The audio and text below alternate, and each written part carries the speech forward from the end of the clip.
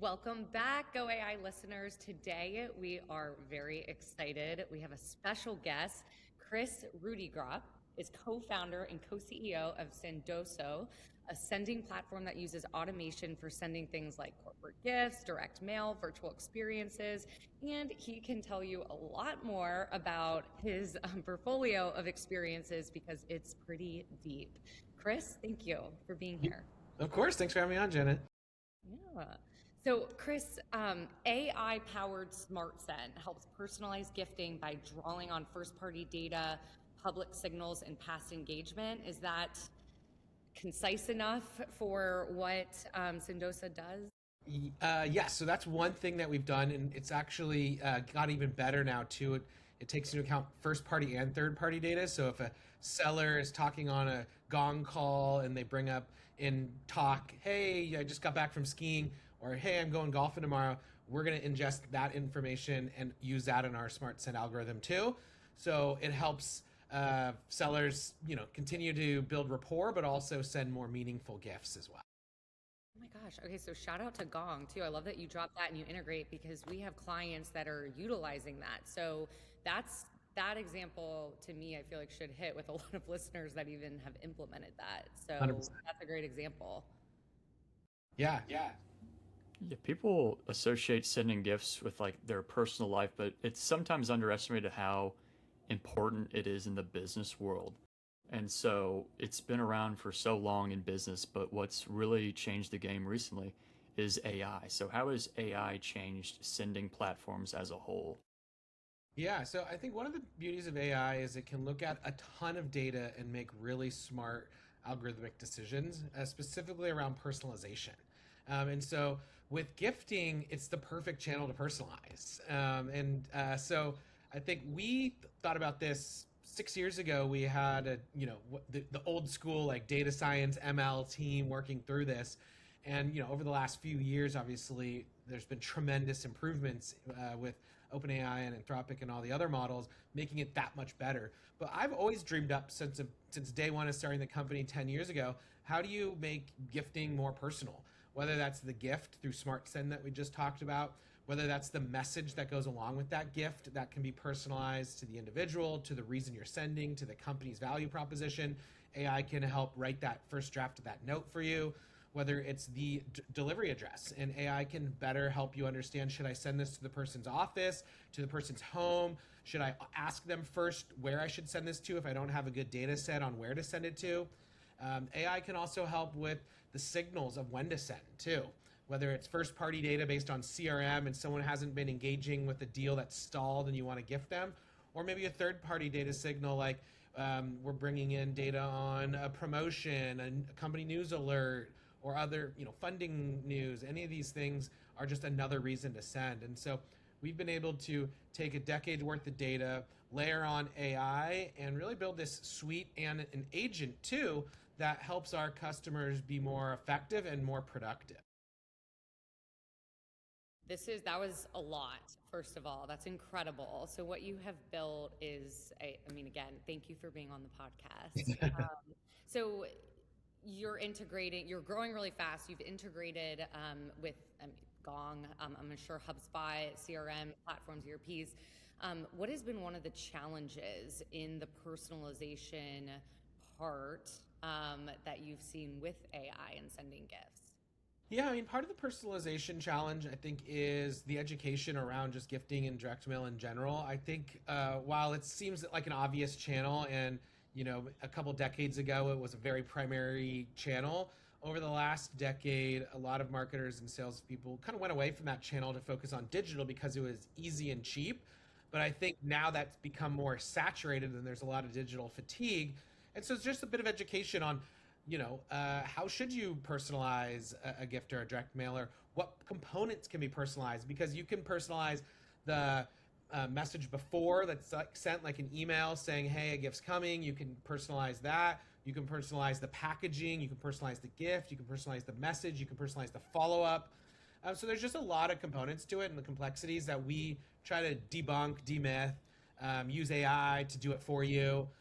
But there's just a lot of new learnings and nuances. I assume that you use this platform yourself quite a bit just to You bet. That's one of our secret sauces to growing so fast over the last decade is I like to say, drink our own champagne because no one likes eating dog food. It's true. And how has it changed your perspective on like gift giving? How has it made you see like firsthand how AI can really not just help with gift giving, but kind of just use personalization to get a deeper understanding of how to connect with recipients? Yeah, yeah. I think, the core reason I started the company was, I spent a decade in sales and really saw firsthand the power in the psychology of gifting and the relationships it can build. And I think at the end of the day, sales and marketing is about grabbing attention and building relationships. And gifting has this secret power that it really facilitates that. Now we were customer one, and I've always been like the best customer, the top sender. Although I actually would say there's some companies that spend more than us just because they're significantly larger, like Fortune 100 companies that just have sizable, billion-dollar marketing budgets. But aside from that, we are always trying to be cutting edge in terms of how we think about the evolution of marketing and sales. For example, we recently released like a native Clay integration that Clay built for marketers that want to orchestrate outbound sales and want to integrate gifting into that as a step. Or we were one of the launch partners like 8 years ago for Outreach and SalesLoft when they wanted to launch like an ecosystem and like a platform play of integrated partners. So we've always thought about how do we integrate in the tools to be more effective into the workflows. We thought about what are the different types of gifts globally that we can continue to offer, whether that's virtual experiences, gift cards, whether that's unique video mailers. There's just a plethora of things that we kind of test out, and then a lot of times we're testing these gifts, these strategies, and then creating content around what's working, what's not working too. Okay, and so that got me thinking of just data privacy. I know that that's, people are sensitive about it as they should be. And so what have been some of the limitations or maybe concerns that you've ran into with this platform? Yeah, I mean, data privacy is critical for us, and GDPR and PII, all that information is something that we have to adhere to. But for a lot of the stuff we do, we are working within our customers' own walls. They're sending gifts based on their own CRM data sets. So we are really working on behalf of their kind of compliance. We do work with a lot of banks. We work with different regulated industries, sending out gifts and mailers. So we figured out how to provide a more of a compliance layer, which I think has been a critical component for enterprises because you can go out and send a gift out without a platform like Sendoso, and sales teams will likely doing it right now, going rogue and packing up gifts and sending them out manually, where there's no adherence or compliance to brand guidelines or policy guidelines. So for some of that data compliance, it's actually better to use Sendoso because we can say, hey, you're not allowed to send more than X to this person, or hey, you can't send this type of gift to this person. And those rules are baked into like our policy center. Oh, that's great. That's great feedback to know. To loop back to personalization, one of the big differences between a good gift and just an okay gift is how well personalized it is. And so, presumably, the idea behind Sendoso is to use AI to kind of jump from okay to good, even great gift. But what are some of the challenges of getting good personalization with AI? What are some of the, does it just come down to data quality? Is it more involved? And, there's also just the common sense human thing of like human creativity. How well can you get that into AI and creative gift giving ideas? Yeah, there's definitely some nuances as it relates to how personal you want to get. And I think you mentioned this earlier before, which is like there is a line between kind of a business professional personalized gift and like, a truly personalized gift. Like might be like, hey, you like jewelry. I'm not going to, it would be weird for a prospect to send you like a nice diamond necklace, Yes, exactly. even though you might personally be a fan of jewelry. So we have to train our models to think about business professional gifts, and train our models to think about, hey, what are the person's interests that are business professional, have business professional alignment, or what are those conversations that you've had that are drive personalization based on one-on-one relationships. So that all takes into account into how we think about personalization. There's also you know thinking about personalization and whether actually want that kind of gift. There might be a scenario where you love skiing, but you don't need another like you don't need new skis, and so we have to think about, well, what other things a company going to a ski trip to Tahoe, and so it might be less relevant, but it might be like, hey, here's like here's a nice some schnapps to drink while you're hanging out after the ski trip. Now that's personal to the ski experience, but it's not necessarily like new skis. So there's Like different unique diamond ways earrings. that you can go around that. But I think at the end of the day, thinking about personalization across the entire sales and marketing journey is critical, and we can be like an easy step in that. So does it just come down to then for you all the amount of data quality then in the personalization, or are there other levers, that you all are, or I guess not levers that you're pulling, but I just what more other than the data quality and the models is there in the personalization for a sending platform? Yeah, so aside from the data quality, there's also sentiment analysis, because you could say, you don't like skiing. And then that would be problematic if we're like, skiing, ooh, great, let's give them something skiing related. So there's sentiment analysis, which goes back to data quality. There's Okay. also matching, personalization to our global catalog of what you can send. Like, for example, you might love hot rods. We're not going to send you a car, or maybe we don't even have the ability to send you a car. So there is this connecting the dots between what you like and then what are the millions of things that we actually can send. So there is a bit of that functionality that we have to think through in terms of. I mean, well, not to. My point in asking this, and my understanding is a lot of clients right now don't have a good system for capturing this data, Yes. or they have a sales team that doesn't put in this data. So, like you mentioned, Gong and using AI. I mean, just implementing that part so that you can be able to you have the data and information to personalize and make it unique. I think is to me a significant part of your all's success is how much good data and things do the client have. Yeah, I know. It's surprising that CRMs like HubSpot and Salesforce don't really have like person's interests and their alma mater and all these other types of more personalization type of data as like fields. And lots of companies have gone the distance and are so large that they don't even go back to update, and create these new fields for this new era of personalization. And so we end up becoming the system of record for interest and personalization data. And it is a benefit to us in our data moat. And then we're great at layering on both first party data, like the Gong call mentioned, third party data that we're able to go find on the open web, and then anonymized data around maybe more like recommendations that we see that because we've seen hundreds of millions of spend on gifts and data sets that, hey, people that are in Seattle would rather be gifted a Starbucks gift card than people in Boston would rather receive a Dunkin' Donuts gift card.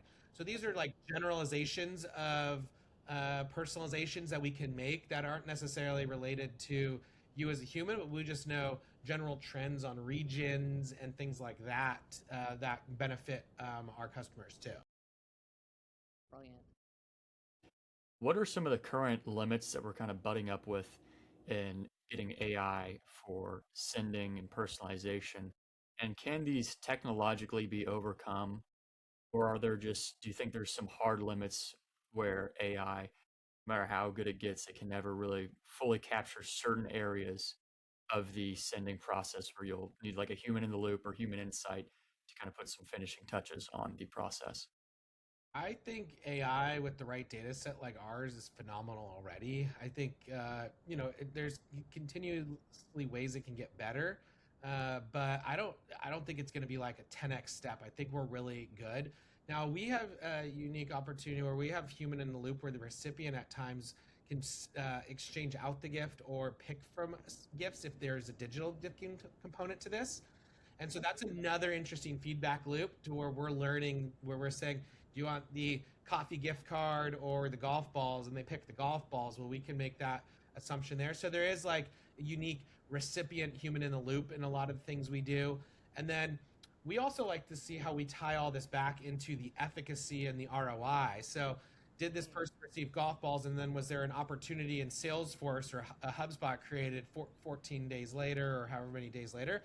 And so not only are we able to personalize the gift based on what the individual, but we can also understand where gifting lies in terms of the results from like taking action of what the business outcome should be. And I think that is continuously getting better. And I think AI can do a better job of closing that attribution loop. So that's something interesting.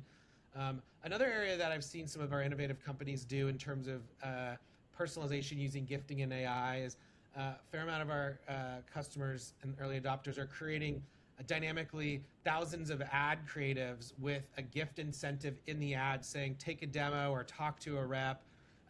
You could be on LinkedIn, could be on Facebook. And then they're cycling in different items. Is it a Theragun? Is it a barbecue? Is it an iPad? Is it golf balls? And testing what works there. So I think that's pretty innovative because it's like using AI to generate creative and then using our AI Smart Send API to test out what segments what types of gift, and then serving up those ads. And so it's a AI on AI on AI.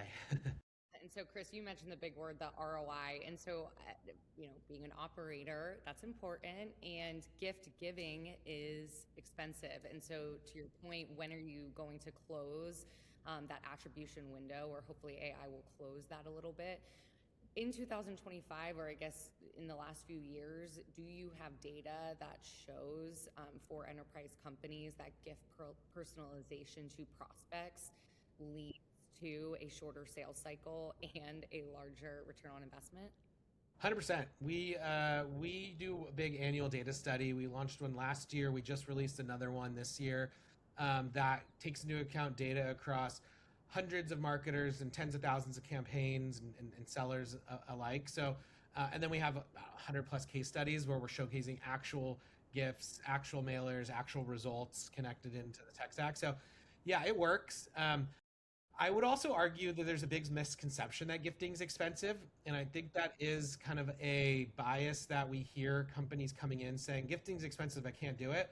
But I like to argue that either one, well, if a dollar spent on gift could generate $30 in pipeline, but a dollar in ads only generated $2 in pipeline, which is more expensive, the ad or the gift. So there's kind of a way to compare apples to apples better. Or if there's the scenario where you don't have to be super expensive. We actually there was a recent program where someone sent like some $7 gummy worms, and that got the meeting. Versus you could have spent $200 sending a nice golf club, and that could have totally failed. So it doesn't have to be an expensive gift. A personalized gift can land more than an expensive gift at times. So I think I love that. thinking through that misconception and rethinking about it in other ways. And just to me, it's always like that scarcity mindset and the looking at the numbers versus that emotional moment of receiving that gift and feeling seen that a potential partner but vendor at the time is paying attention and leaning into the relationship. I mean, that to me is valuable. And to your point, it's hard to put a value on that in the moment on a P&L. Exactly. One of the things that you just mentioned, attention, is something that we're trying to create more awareness around in terms of the active attention minutes. And what I mean by that is when you open up a gift and you're unboxing it, you're spending maybe 5-8 minutes really with that brand, engaging in that gift. Maybe it sits on your desk, so it's getting longer attention minutes thereafter.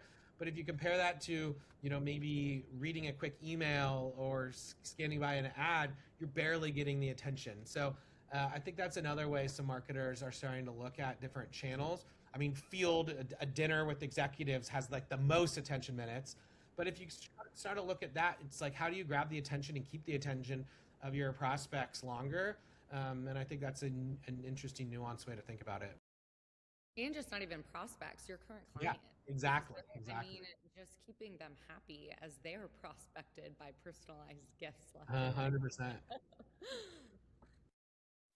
As we continue to progress in AI, is there anything that you're seeing, any opportunities for AI to really bring sending platforms further into the future?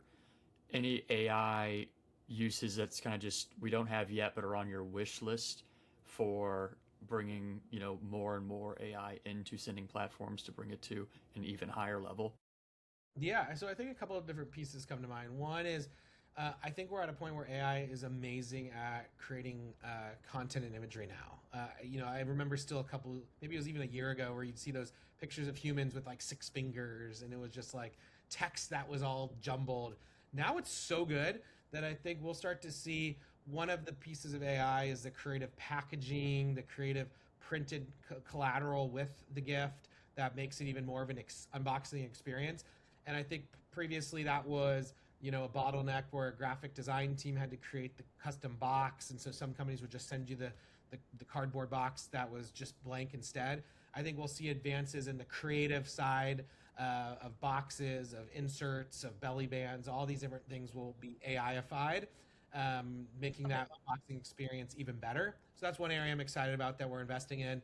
I think there's going to be continued advancements in our supply chain as it relates to AI, which in turn creates pricing improvements and makes it gifting and direct mail even cheaper for our clients, because we can pass along those costs as efficiencies and supply chain get better. So I think that's kind of a back end opportunity. And then I think the biggest promise is more of these agents, which we announced this last week, around kind of these gifting agents that eventually, right now it's more of like a co-pilot agent, but I think there's a world where you think about when you run an ad campaign, you kind of set some rules, set a budget, set some parameters, some audience, and then it just kind of runs for you. I could imagine a world where you're like thinking about an ad campaign, and every day you're like, ooh, I want to do an ad to this person and then this person, and you're spending hours of your day thinking about that. That's kind of how gifting is a bit now, where it's or yesterday, or if you're not using Sendoso, you're doing more manual steps in the gifting process. I think that can be AI-ified with agents to make it even easier too. I love, Kris, that you just used AI-ified. I don't know if I'm that's gonna, a word or not. it'll probably be in the dictionary one day, but Right? Exactly. thank you. We could stay on and talk to you all day long, but thank you for joining the Go AI podcast today. Are there any last words of wisdom that you would leave with our audience? Yeah, I think if you haven't checked out Sendoso, check it out. If you're not, investing in AI, you're going to be behind, and there's no better time to jump in today than getting your fingers dirty with the keyboard and building something on Claude Code, and go do it. Go get practical. Well, thank you, Kris. We'll put that information in the show notes, as well as I know that you said that you have 2025 data, so we'll put some of that as well, so that Yeah. you can understand the ROI and personalized gifts. Thanks for having me on. This was great. Yeah, thanks for coming on.